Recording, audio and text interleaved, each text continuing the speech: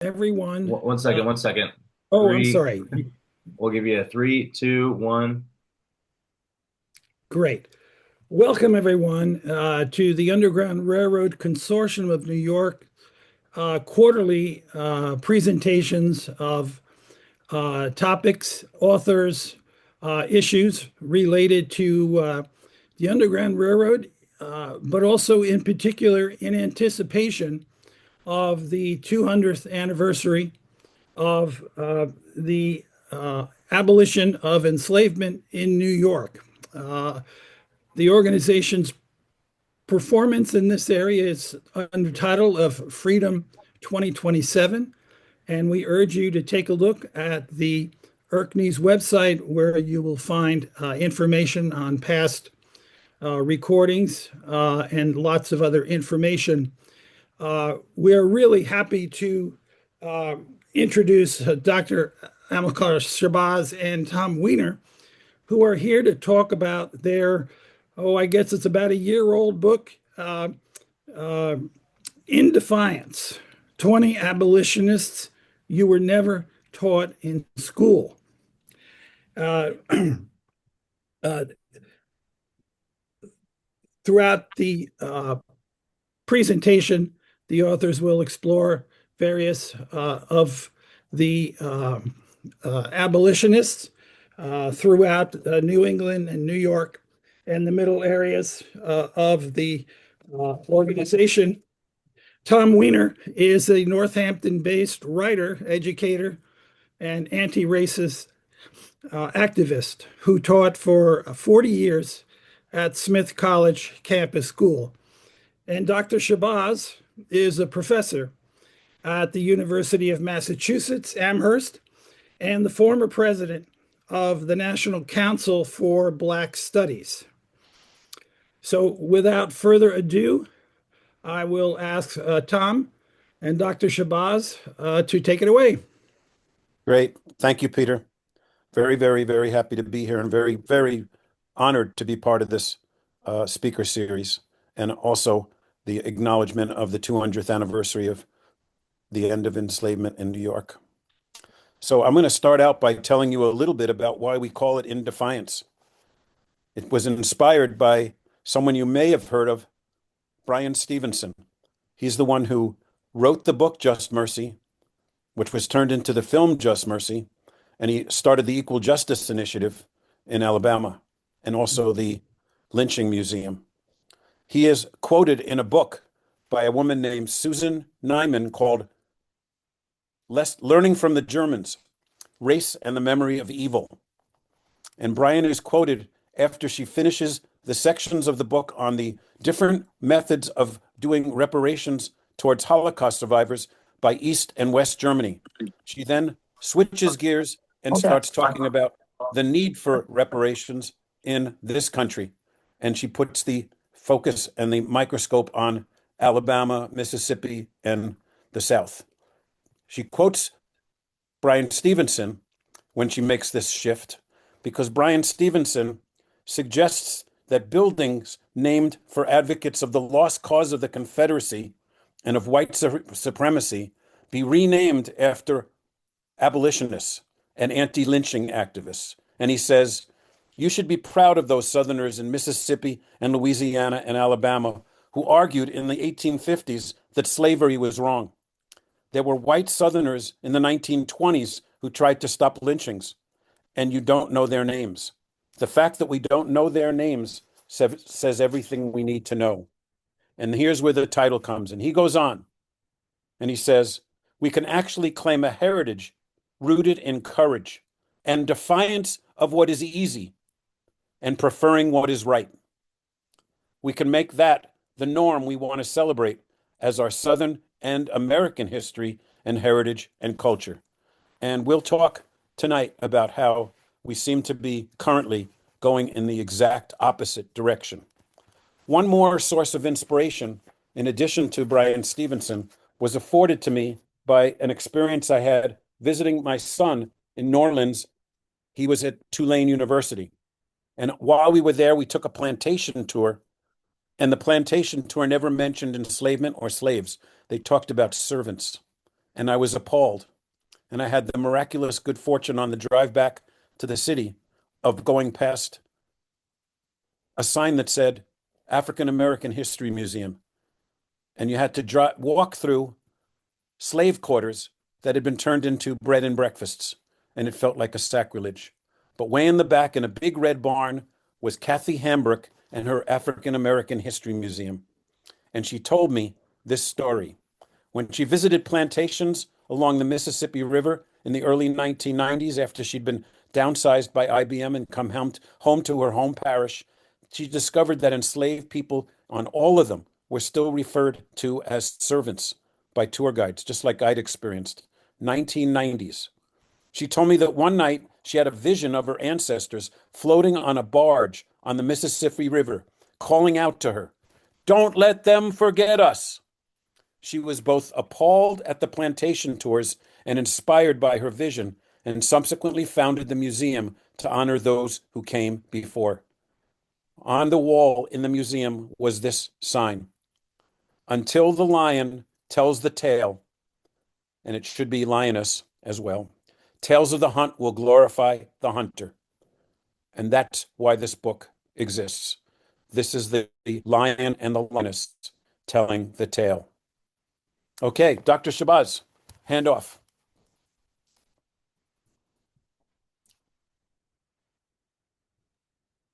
Thank you, Tom. I will only add that this book focuses on what you focus on, you good folks focus on, and that is abolitionists. But we are a bit more expansive in the chronological coverage that we offer of abolitionism. We are not just dealing with the anti-slavery societies of the 1830s, 1840s, 1850s, all in the lead to the buildup of the sectional crisis and the coming on of the Civil War. That is a crucial period. It's crucial to understand the movement, the activism of that time, and that is a core part of our book. But we also go a bit further back in time. We look at what we might call precursors to the more traditional abolitionist movement. We deal with 20 individuals, 10 of African descent, 10 of European descent. We deal with 10 women, 10 men. So the treatment that we're really trying to give is to show all kinds of levels of opposition to slavery and resistance, to more everyday quotidian forms, to those who were in the kind of traditional movement work against slavery, such as one I'll speak to tonight, Henry Highland Garnett. But we took that focus to really try to make this book a tool that invites readers, young readers, older readers, into a engagement with our past, a past that is we need a usable past more than ever before, because the definitions and the and what is the sort of sanctioned history is very much a political football right now, and we'll or contest right now, and we'll be getting into that more tonight in the presentation as well. Are you going to be sharing screen, Tom, or did you decide against that?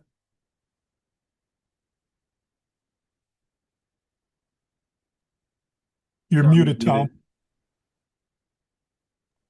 Yeah, I'm just going to share the screen momentarily, looking for my slideshow that I had on here, and I'm going to have to get it back. Just a sec. You can start in and I'll get the slideshow going.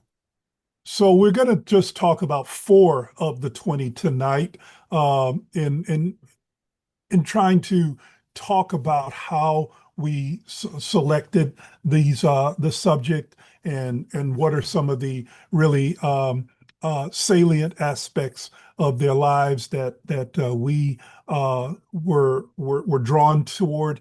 And in a couple of cases, we're going to try to tie in as well New York, because New York State is a very important one in the struggle against slavery. I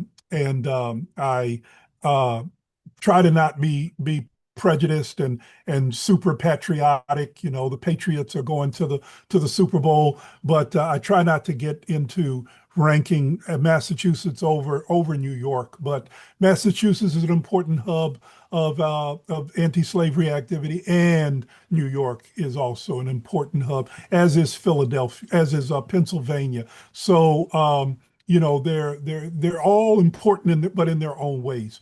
But Tom, did you want to get started with one of your? No, I'm going to want you to go. You do Belinda.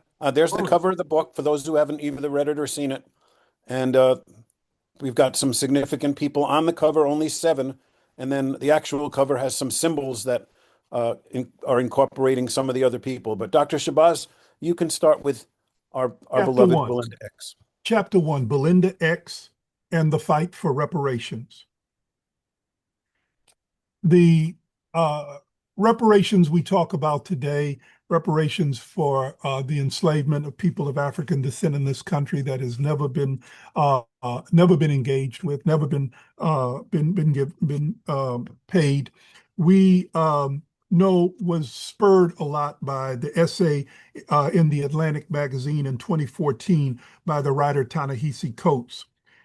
And he writes, the reason Black people are so far behind now is not because of now, it's because of then.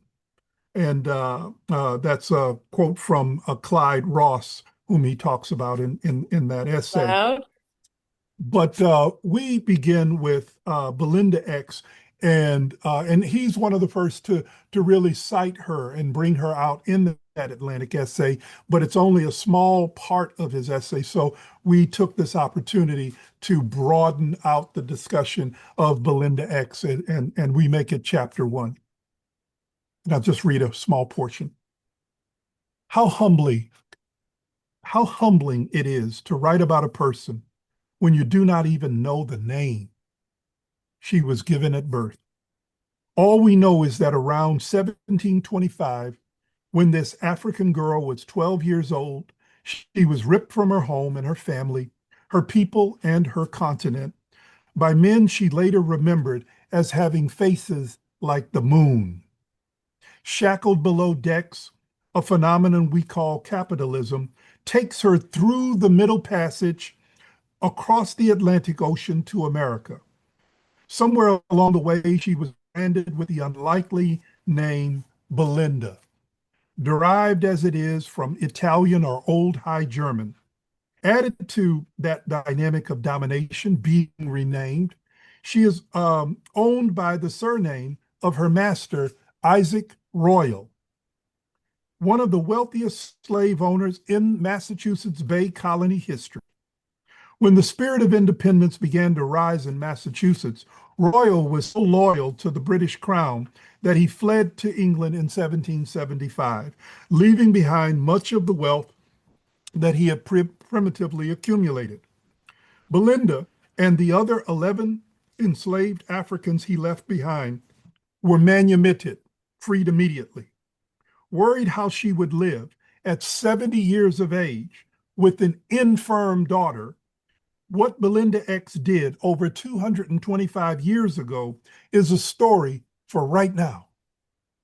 An 18th century woman of African descent who felt fully justified in demanding unpaid wages from her former owner's estate, a fraction of what she was owed for her years of labor, is a story of defiant struggle that teaches us the justness of the unfinished business of reparations still relevant to us today. And we see in that time that she herself at 70, illiterate, but she is aware that the royal estate is being sold off by the Commonwealth of Massachusetts, and she's aware that that money's going to go somewhere, and so she's asking for a little bit to come in the form of a pension or some type of help to her. Okay, to help her to do this, members of the Black community, anti-slavery folks in the Black community are some of the ones that assist her in writing this petition that you see here on the screen. We believe that the research shows likelihood is the founder of the Masonic order for that will admit African American members, Prince Hall, who has to go all the way to the United Kingdom to appeal for the right to become a Mason, and then appeal for the right to extend charters and to create Masonic lodges. We believe he is one of the people that that works with her, that helps her to get this petition, of which these the very document you're seeing on the screen is in the library, special collections in Harvard today. Okay, so this is not anything, it isn't any sort of secret, but the digital scan of the 1788 petition that you see here, there's an additional one. These are evident, these are on file, and we take the text of one of them and include it in the appendix in its entirety. It is so important to just read it. It's only a 2 full pages worth, but we have the 1783 petition is in the book, in the appendix, in its entirety. But what you see here is the 1788 petition. They only gave her 2 small amounts, but the principle of the story is, again, the justness and the rightness of how you how persons that have been enslaved ought to have been treated, that they ought to have received reparations. That is the way you heal. That is the way you repair the damage that is done by the wrongful taking of another person's labor, of another person's wealth-making power. So that's the first one that we wanted to bring forward tonight. Tom? Thank you, Shabazz. I'm going to talk about a person in the next chapter. Well, let me just say something about that since it showed up. Why is there not a picture of this person? It's because she was misidentified and we uncovered it. Several articles had the wrong woman. She was a different abolitionist, and we miraculously found out that Sarah Max Douglas was the first Black person to have one of their paintings in a book in the 19th century, and that's it. So we give her the credit that she is due, and it's also on the cover of the book. But I'm going to talk about Mr. Paul Jennings. This is the oldest photograph in the book. It's a daguerreotype, and next to it is the paper that manumitted him, written by Daniel Webster. But that was not an easy photograph to get. We got it from the descendants of Paul Jennings, and we are very grateful to them for that. So Paul Jennings was the valet to James Madison. He was literate. He learned to read and write, and he aided with his literacy, one of his many contributions, in the correspondence among enslaved friends and family at the Madison's plantation, Montpelier. He would be reading letters, writing letters, and reading letters to and from enslaved people in the plantation and at the White House. Here's a few others of his accomplishments, why we chose him. He's credited with helping to rescue the Washington portrait from the White House during the War of 1812.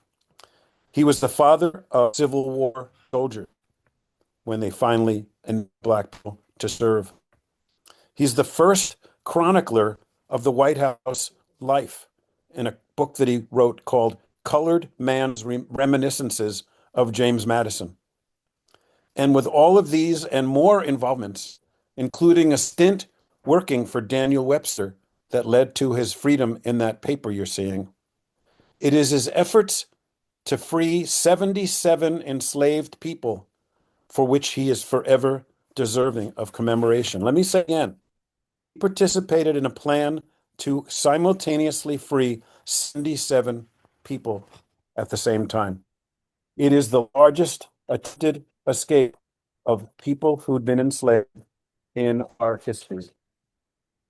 And as you will hear from us throughout, it ends up being really almost impossible to believe that people, when we share the contents of this book, don't know any of the people, or at most one or two. I don't think anyone that we've shared it with knew who this man was. But he's come down to us as one of the planners of what became known as the Pearl Incident. And his role in its planning may have resulted and come from his friendship with William Chaplin. Obviously, Jennings richly deserves credit for his extraordinary contributions to our history that mostly remain unacknowledged. But Chaplin turns out to be the linchpin that connects Jennings' story to New York, your state. Chaplin was a white abolitionist who was the Washington, D.C. correspondent for the Albany Patriot. He printed 2 earlier reports that included Paul Jennings and his role in the escape of one Ellen Stewart, referred to in the article that Chaplin wrote as Helen, a 15-year-old girl, the daughter of Suki, who was owned by Dolly Madison, who instead of accepting being sold, chose to run away. And Jennings was reported to have assisted her in her original escape. Chaplin chronicled this in his newspaper reports. Chaplin was the general agent of the New York chapter of the New York Anti-Slavery Society, as well as an agent of the Underground Railroad. He is credited then with obtaining access to the ship. He's the one that booked the Pearl upon which they were going to abscond. And he could have had a chapter in this book.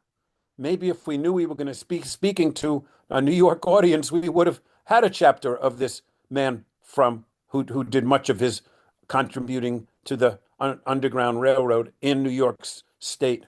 And he ended up living in Utica. So he obtained the ship, and the ending of the escape is very sad. They got becalmed. They sailed down the Potomac, and when they got to when they got into the open water, the wind stopped, and they were on a sailboat.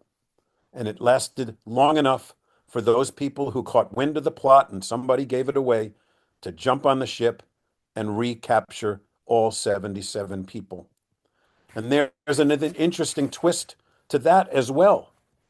It is believed that this very tragic ending it's said to have inspired Harriet Beecher Stowe in writing Uncle Tom's Cabin in 1852, in which enslaved people, dreaded what happened to some of the people who were recaptured on the Pearl, and that is to be, quote, sold south, unquote.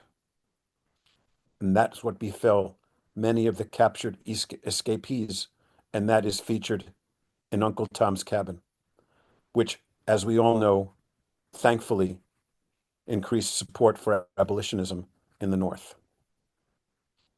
So there's one of our New York connections. Dr. Shabazz will take you to another.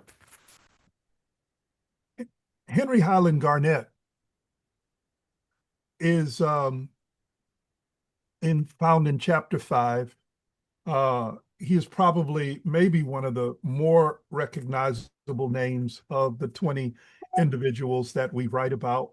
But we hope we add a bit about the defiant life, the defiant spirit of this man. He was himself born into slavery, but but escaped with his entire family, whereby eventually they settled in New York, and it was there that he would attend one of the first schools set up for African American children and became educated there. He would go in the ministry. He was pastor of a Presbyterian church in Washington, D.C., and he became the first African American to speak in the Capitol building, the one that was stormed on January 16th, to speak in the Capitol building in the nation's capital. His sermon was delivered on Sunday, February 12th, 1865, within days of the Congress's adoption of the 13th Amendment banning slavery. A number of Republican leaders thought the occasion merited a public religious service to commemorate the event, and they extended the invitation to Reverend Garnett. And the sermon he gave there is entitled, "Let the Monster Perish." I want to share just a little part of that. What is slavery? Too well do I know what it is. I will present to you a bird's eye view of it, and it shall be no fancy picture, but one that is sketched by painful experience. I was born among the cherished institutions of slavery. My earliest recollection of parents, friends, and the home of my childhood are clouded with its wrongs. The first sight that met my eyes was a Christian mother enslaved by professed Christians, but thank God, now a saint in heaven. The first sounds that startled my ear and sent a shudder through my soul were the cracking of the whip and the clanking of chains. These sad memories mar the beauties of my native shores and darken all the slave land, which, but for the reign of despotism, had been a paradise. But those shores are fairer, and the clouds have rolled away from the hills. In Maryland, the unhonored grave of my fathers is now the free home of their liberated and happier children. The context in which, as Henry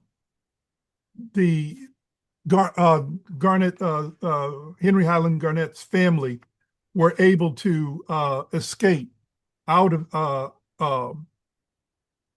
where they were in, they then will move up into Wilmington, Delaware, eventually to New Hope, Pennsylvania. But by 1825, the family relocates to New York. And that's still a couple of years before slavery is ended in New York State. The time that they were in Pennsylvania, it had been a free for 4 years, but again, its proximity to of slave states made it still a very dangerous place for being captured and brought back. So New York was a little bit safer, and so they will come and settle in New York State and eventually become a very integral part of the emergence of anti-slavery societies in New York State and the abolitionist movement in the state in general. Henry attended New York African Free School. He was surrounded by a who's who of extraordinary classmates. Among them were Alexander Crummell, who became an Episcopal priest and a leading Black intellectual. W.E.B. Du Bois will devote a chapter to Crummell in his great work, The Souls of Black Folk. We have Samuel Ringgold Ward, a celebrated abolitionist and Henry's cousin. James McCune Smith, the pioneering Black physician and author of the introduction to Henry's congressional speech that I just quoted from. Ira Aldridge, the celebrated actor, and Charles Reason, the first Black college professor in the United States. Together, these young men formed their own club, the Garrison Literary and Benevolent Association, named for William Lloyd Garrison in an era when abolitionist meetings in New York City frequently led to mob violence, not unlike what we've just seen in Minneapolis. The group's name was met with displeasure by school authorities. In response, the members kept the name and conducted their meetings off school property. These young African American residents of New York City, although still living in a slave state, often acted as if they were free men. As a result, their friends were at times alarmed by their boldness, their defiant boldness. One example occurred in 1809 at an event commemorating the first anniversary of the New York African Society for Mutual Relief, which worked to address the needs of the free Black community of Manhattan. It was a secular, charitable, and cooperative organization, unique at the time. The founders met at the Rose Street Academy, a school for Black children in Manhattan, to begin planning the organization. There were strong ties to the Black churches of the city. 8 ministers were members. In addition to assisting the sick, widowed, and orphaned with burial expenses, the society provided financial support for Black schools like the one Henry attended. Indeed, the society purchased a building on Orange Street, now Baxter Street, in Lower Manhattan for the purposes of holding meetings and renting out space to the building also helped the organization fulfill its abolitionist goals. A secret trap door in the building served as a gateway to freedom for slaves who had escaped from the South. Even after just 1 year, the society had much to celebrate. The members celebrated with painted silk banners, one of which contained a full-length portrait of one of them, along with the words, "Am I not a man and a brother?" The plaque by Josiah Wedgwood, a noted abolitionist famous for revolutionizing pottery techniques, upon which this phrase originally appeared in 1787, depicted a kneeling, chained, and supplicant enslaved man.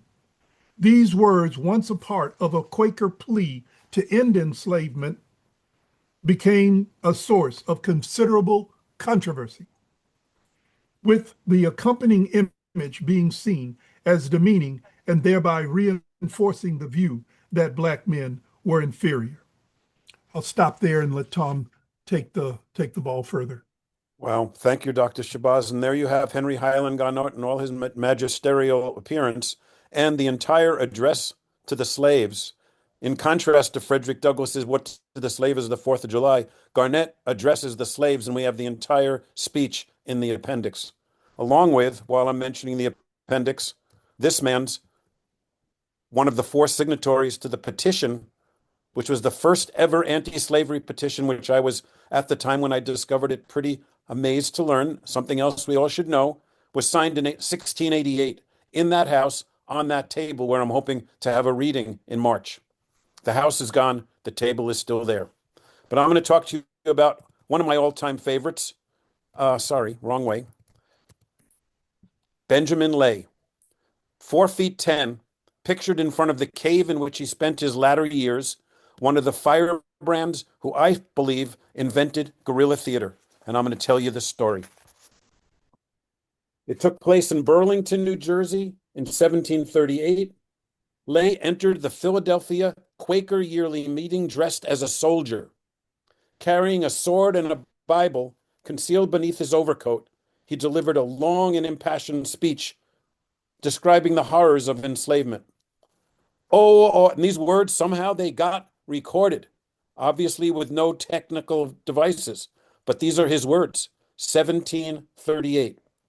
"Oh, all you Negro masters, who are contentedly holding your fellow creatures in a state of slavery during life, well knowing the cruel sufferings those innocent captives undergo, especially you, who profess to do unto all men as ye would they should do unto you. You might as well throw off the coat as I do. And just as he arrived at the climax of his oration, he took off his coat, held the Bible in one hand, and pierced it with his sword. Inside the Bible, he had placed a rubber bag filled with bright red pokeberry juice. The juice splattered those sitting close by, and he continued to speak.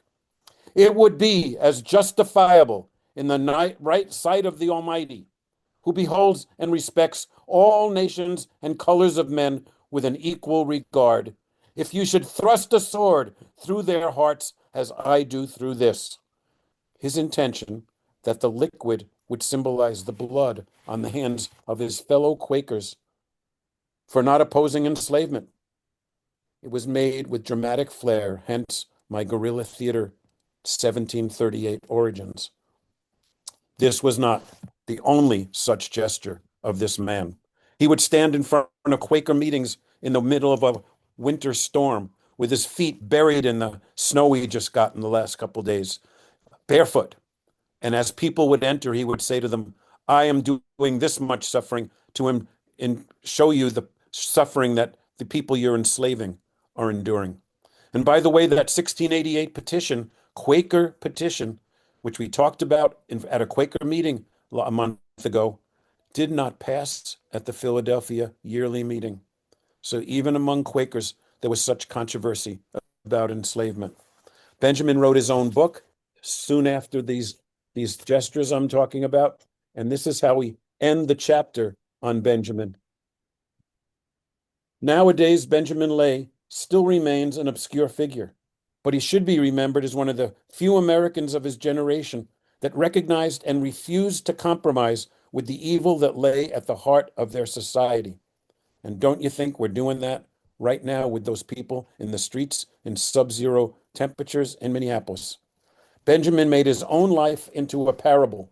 He knew that people would tell stories of his of his own life and apparently crazy things he did. And he knew that through this, the moral lessons he was teaching would spread. And while he preached a love for all mankind, he recognized that there was no contradiction between that and refusing to compromise with those who drew their wealth from human suffering. He was in many ways a man ahead of his time, but in many other ways, he was exactly the man his time needed. And the world today would be a worse place if he had not been in it. For that, we should be grateful. So there are things to be grateful that the book brings forth. But right now, listen to Dr. Shabazz tell you the need, endless and ongoing need for defiance. Thank you, Tom. In 2020, in the wake of the televised, shown on television and media over and over again, asphyxiation murder of George Floyd in Minneapolis, a great awakening, a so-called racial awakening occurred. And many performances of virtue were ensued. But almost simultaneous to that came the backlash. And in 2021, various bills with funding from billionaire from the billionaire class started supporting the writing of legislation and the moving across various states of legislation designed to ban certain kinds of books, certain kinds of discussions of certain kinds of subjects in schools, in libraries. And these initially targeted things under the rubric of critical race studies. Some openly targeted Black studies. Some went on to linked this in broader terms as part of what they called radical racial and gender ideology. And ultimately, more in the last few years, they've come under language of divisive ideas, divisive concepts. And so banning the teaching of works that are divisive and that offend people, especially that offend whites as supposedly oppressors and blacks as victims. So from this, now, bills along these lines have been introduced in 44 states. About 20 states have actually passed these kinds of bills. And as nearby as New Hampshire passed a divisive concepts bill. It was later found it was challenged as too vague, as too open-ended, as the one in Texas was as well. My home state of Texas, the initial one was so broad and vague. And so, but in New Hampshire's case, the Republican Party has reintroduced the bill again now with supposedly some language that qualifies it, that's a bit more crystal clear, and it's being opposed and right now from moving further toward passage in New Hampshire. But in Alabama, where I worked for 8 years, there is such a bill that covers K to 16 all the way to into university. One of my colleagues from my days when I taught there at the University of Alabama in Tuscaloosa is the named plaintiff in a lawsuit challenging that as their divisive legislation that was signed by Governor Kate Ivey as restricting their freedom of speech, their ability to teach content that is actually a requirement for the accrediting body. She's in a school of social work, and there are certain things that are required for social work educators to deliver. And she then filed that this divisive divisive concepts law, as it would affect her, limits her ability to do what she has to do for the students to be accredited, for there to be an accredited program. So that's still in courts now and still under contention. But all of these, we are tracking, we are watching very carefully. I know friends in Texas that have gotten a copy of the book are looking to cause some good trouble for with the book in Defiance there in Texas. We'll see if anything happens there, what happens. But all of this is part of where we are now. And if they can get away with changing the history, with changing the historical narrative, making the abolitionists to be as it was back really in a lot of the books from when I came up as a child. Abolitionists were generally were portrayed as crackpots. John Brown is portrayed as a lunatic. There's they are given no basis of being seen as people who were within the Overton window, in terms of having a reasonable defiance against the system of slavery. Slavery was so normalized, was so considered as a positive good in society and a way of making a lot of money that those who were defiantly opposed to it had to be off their rockers. Had to be off their rockers. They couldn't blame it on communism then. There was no Soviet Union, there was no China, there was no place on earth that where a communist revolution had been styled and as such, and that had was victorious. So how do you square that? How do you just say they're all crazy? They're all insane. So we really have this book comes out this year. It hadn't been out too long. We're coming up on a year, I think, in April, March or April. But just in this year, we have seen things turn uh, very much against the truth, and we have to push back. Just a week ago, of the 11 federal holidays, um, the Park Service properties, federal properties, would allow people to come onto the properties free on those 11 federal holidays. Well, now two of those days are denied. Martin Luther King holiday and Juneteenth. You have to pay if you go to federal properties, federal Park Service properties, but you don't have to pay on Flag Day, which happens to be Trump's birthday.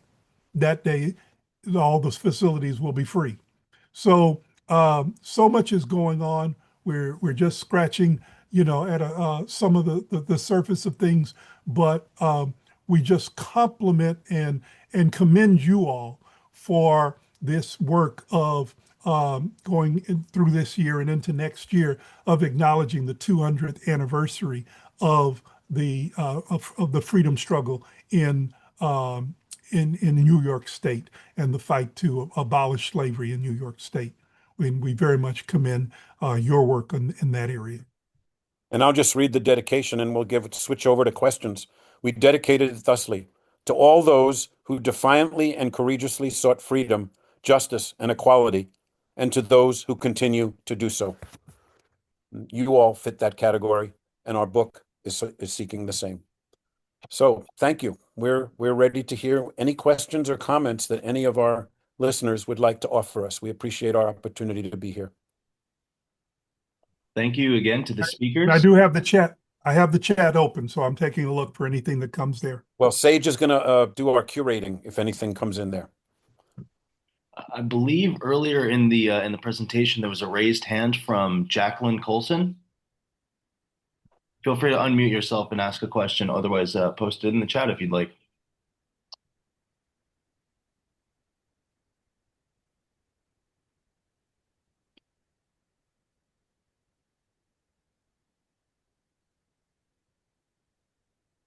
No raised hand from me. Oh, okay. I see a former student of mine I'd love to hear an update from and thoughts on the presentation. Hi, Dr. Shabazz, and thank you, Tom, for this. Thank you both for this wonderful presentation. I hope to make the in-person reading at Odyssey Bookshop later this in February as well. I think this raised a lot of questions for me. I currently work at the federal level for an elected representative. I am her immigration specialist, and as you can imagine, Wow. it's a privilege and an honor to help others right now, as I've been on my own journey from healing from stuff that happened as a child. Obviously, right now is really hard, and I think so much of what's happening right now is because we never really healed from the horror of enslaving others and from creating a sociological kind of kill zone in our society where we have the worst treated folks at the bottom. I would really like to hear what both of you have to say on maybe hope and how we can keep centering conversations for reparations as the true point of healing and what will actually create good policy. The spaces I occupy today are sitting next to people who don't believe in abolition or abolishing ICE. Instead, they keep talking about reform. I would just, if there's any guidance either of you could offer that I can take back to the spaces I work in and the friendships I am a part of and the communities I'm in, it just seems like things are getting worse and the wealth inequality is not allowing for a space, I think, for conversations about reparations that we saw that space existed in the summer of 2020 and maybe a bit into 21. I know that was a lot and it wasn't super succinct or a guiding question, but if there's just things that come to either of your brains when I was talking, I'd love to hear it. I'm Thank going to you. let Shabazz answer, but I'm going to tell you that the Odyssey reading was our opening, and it was last March. But if you want to come and see us in person, the next one is February 28th at the Holyoke Public Library. We'd love to meet you there. Ah, yes, the library. I apologize, I misspoke there. I do hope to make it to the Holyoke Library reading. Thank you. Great. Thank you, Go ahead, Carrie. Shabazz. Talk to your student. Absolutely. She was a dynamic student of political science and human rights. And I do commend you for the work you do and for U.S. Senator Elizabeth Warren and her ongoing efforts. I am proud of Massachusetts, our congressional delegation, both the members in the House as well as all of those, our two senators, Warren and Markey, are very, very enlightened and very progressive on these matters. All of them have supported H.R. 40, which is the federal bill to establish a commission to study the harms of slavery and what could be policy, what could be ways to repair that harm, be it direct cash payments, be it other kinds of funding. That bill, H.R. 40, and the Senate version, Cory Booker has introduced in the Senate again this year, and in the House, Ayanna Pressley, our congressperson from Boston area, has introduced it in the House. It is still a very strong focal point for us, even in this dark times of the current administration. It's still a very and of the Congress itself, but it's still a focal point. We continue to raise it as we have been since 1989. And we'll continue to raise it going further. So with that, we must have hope that one day enough people and we'll see the necessity to act upon this. In our own state of Massachusetts, we are trying to catch up with New York State. New York was the second state to start a process of a state commission. The very first is California. They had a commission. They did impressive work, and policy changes have already started in different parts of California. Certain things have been done in certain cities in California, certain places where certain harms that were called out in the state level report are being addressed right now in California. New Jersey has its report out. I just got my hands on a copy in December. Serious document where New Jersey's commission studied. New York, we're waiting for their study to come out, but they have it. In Massachusetts, we've still been hung up with our getting our commission launched, but I do hope very soon we will have our commission here in Massachusetts that will study again how Massachusetts participated in slavery and the slave trade, who derived the benefits from that, and what are ways that we can repair and remunerate for the damage that was done through that period here in Massachusetts. One offshoot, there's an effort to rename Faneuil Hall. Faneuil Hall in Boston is a notorious site for the slave trade. Indeed, the woman we acknowledge as one of the first published poets of African descent, Phyllis Wheatley, was brought through Faneuil Hall. That is where she was put up on the auction block and sold to the people who became her owners right there in Boston, Massachusetts.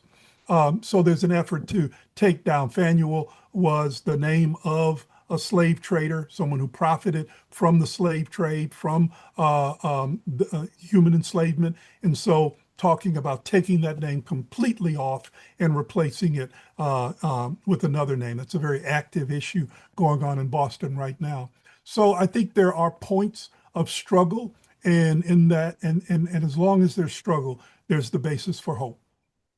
And I would just add a couple quick ones. And in honor of Dr. Shabazz, who was one of the main movers and shakers of Amherst having a African Heritage Assembly fighting for reparations that inspired my own efforts to do so in Northampton. And we finally got a commission. And we know that places like Evanston, et cetera, the ones that are being on the local level, because only a few states and no national effort has succeeded to put a bill that's been passed yet. So those are a couple things I want to mention. We have someone else in the chat that draws our attention to calling slave escaping rather than runaways. A small matter, but significant. We appreciate that. The idea of the Pearl having 77 enslaved people escaping versus running away came from the idea that they were equivalent to being imprisoned and escaping in a prison. But running away captures a lot the spirit of what they actually did, which was to run away from oppression. And then another comment, one story that has stuck with me about Henry Highland Garnett is he attended the interracial noise. Yes, it's in our book. The Noise Academy in Connecticut, burned to the ground and almost lynched during the draft riots. Yes, and he also was, one of his legs was horribly affected by stuff that happened in those horrible, horrible reactions. We know that this happened in the school that Prudence Crandall tried to start in Canterbury, Connecticut for Black girls.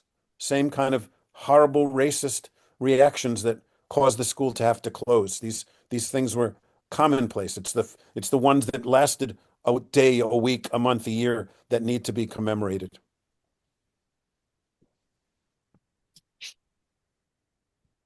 Tom and Dr. Shabazz, I'll just ask you, since you mentioned Massachusetts, are you familiar with the Mombet Elizabeth Freeman case?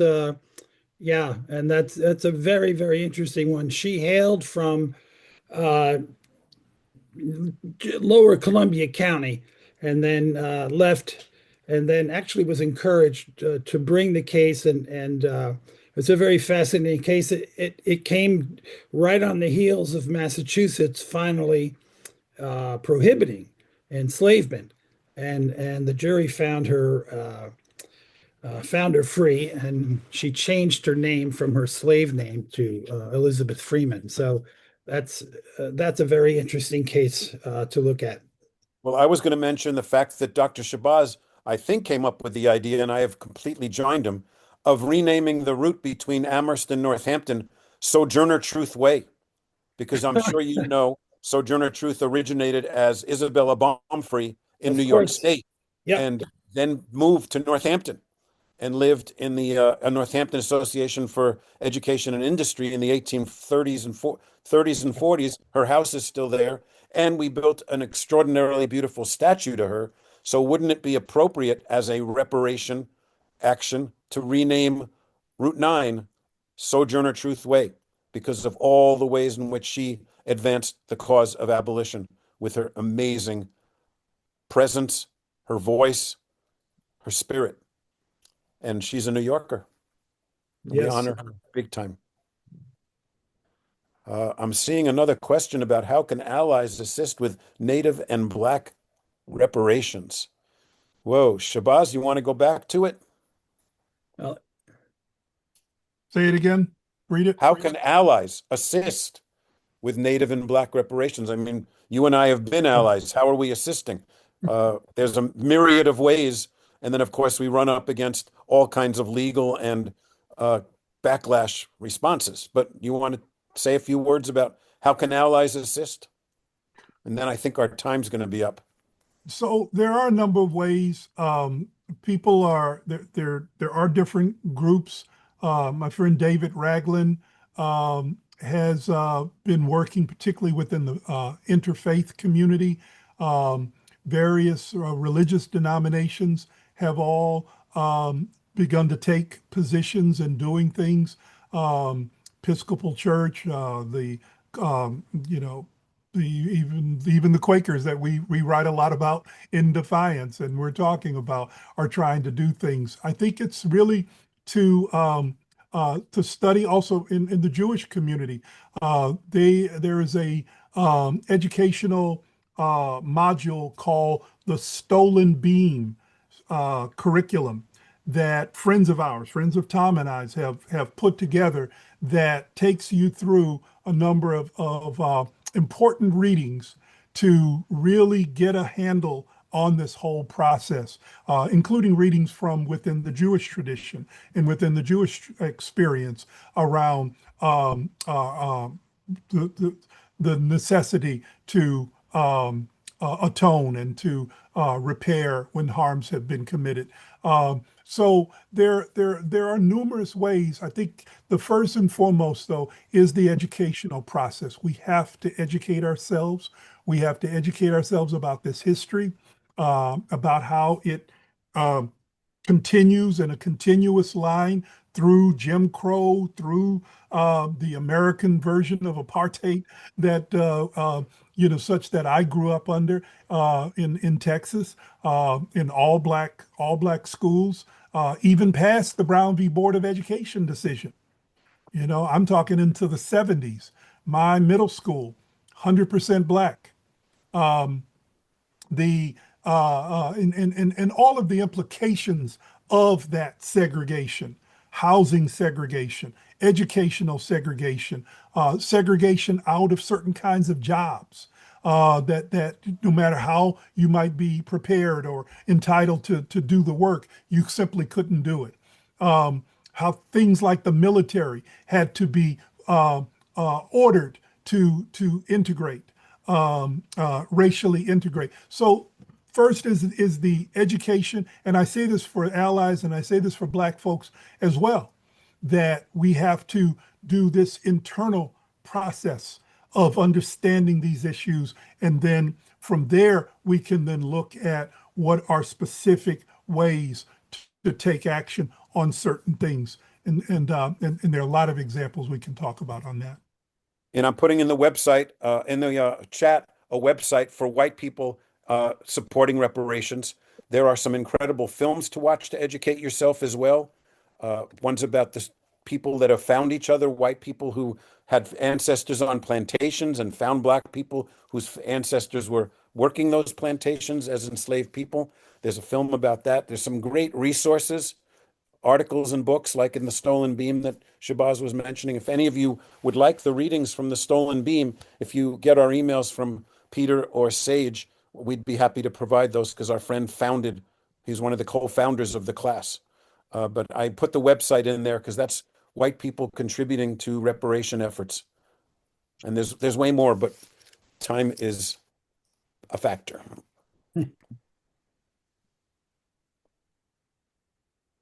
Well, listen, I want to greatly thank you, Tom, and Dr. Shabazz for this wonderful presentation. For all the audience, excuse me, for all the audience who's here this evening, I also want to thank you. This is one of our regularly scheduled quarterly presentations under the guise of Freedom 2027 as the Underground Railroad Consortium of New York, as well as a lot of different organizations already, are beginning to prepare for the commemorative 200th anniversary of the abolition of enslavement in New York. With one little caveat, there were several dozen, if not 100 more, of young children who were still owned as the property of former slave owners. And they were no longer called slaves. They were kept in involuntary servitude until in the 1840s or so, roughly, finally everyone was done. But the major work in terms of the abolition of enslavement, we can commemorate on July the 4th, but also celebrate on July the 5th, because we were then able to move forward. So take a look at all the opportunities you have. Take a look at the work that Tom and Dr. Shabazz are doing, and take a look at the work of the Underground Railroad Consortium and see how you can get involved. Stay tuned to our website for the next quarterly speaker, which will probably be about the third week in April. We're close to deciding on the speaker in the next couple of weeks. So everyone, thank you all very much for coming. If you have any questions further for Tom or Dr. Shabazz, you can always get in touch with them, or you can get in touch with me and the folks at Erknes, and we can pass along questions to them. Should we put our thank you all very emails? much, and have a good rest of the evening. Thanks.